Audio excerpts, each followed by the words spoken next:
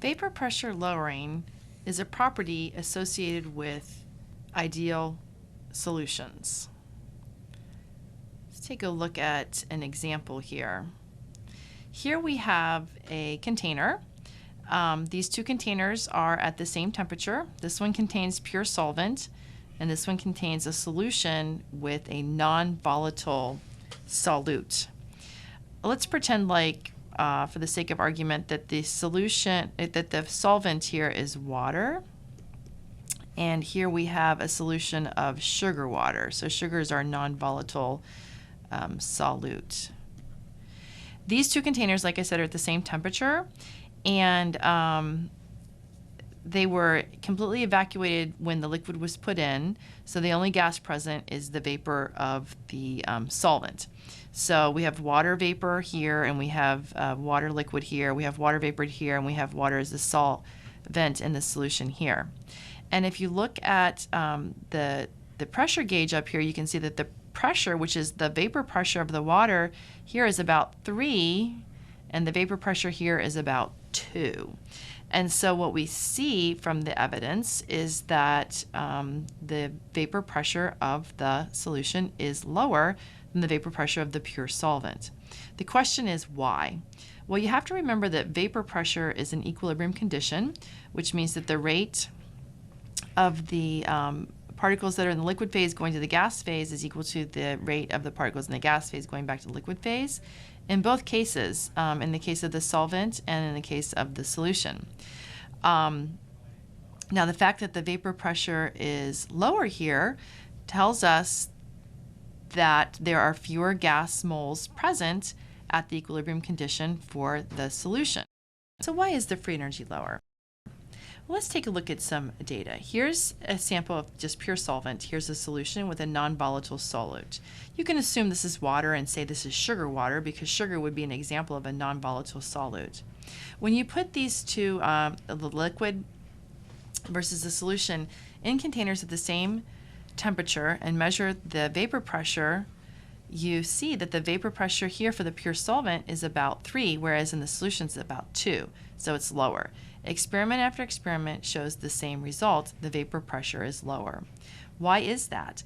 Well, the vapor pressure is lower. You can think one reason why is because at the surface, it's a surface phenomenon, there are different molecules taking up space at the surface, and therefore there's fewer molecules that are getting into the gas phase.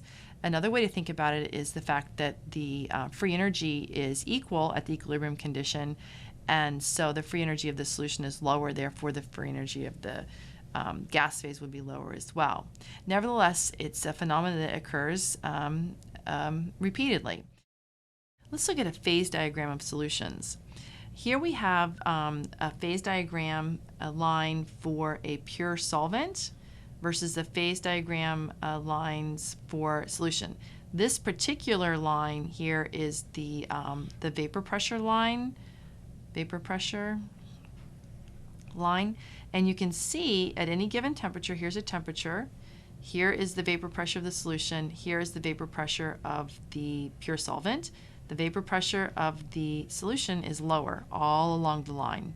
One consequence of this is that the boiling temperature is actually higher for the solution.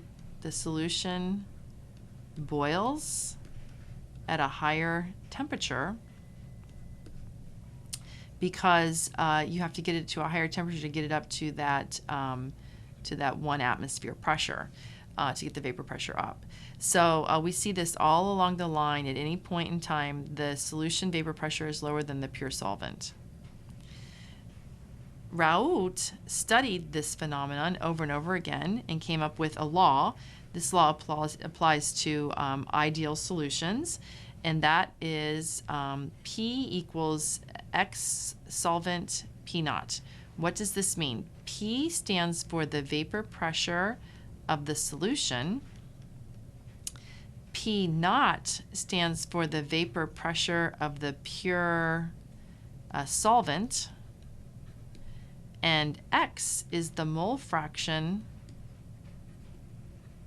in this case, of the solvent. So there's a linear relationship. The vapor pressure of the solution is going to vary with the mole fraction of the solvent times the pure vapor pressure. This Raoults law can be extended into the notion of a colligative property, which is a property that depends on the amount of solute and not the type of solute. As long as it's, in this case, it's a non-volatile solute, the change in the vapor pressure is going to equal the mole fraction of the solute times the vapor pressure of the pure solvent. So this notion is called vapor pressure lowering. We're calculating the change, but we know that the change is a lowering because we understand what's going on with the free energy here. And as long as you know the mole fraction of the solute and the vapor pressure of the pure solvent, you can calculate by how much the vapor pressure is lowered upon the formation of a solution. We'll do an example in the next video.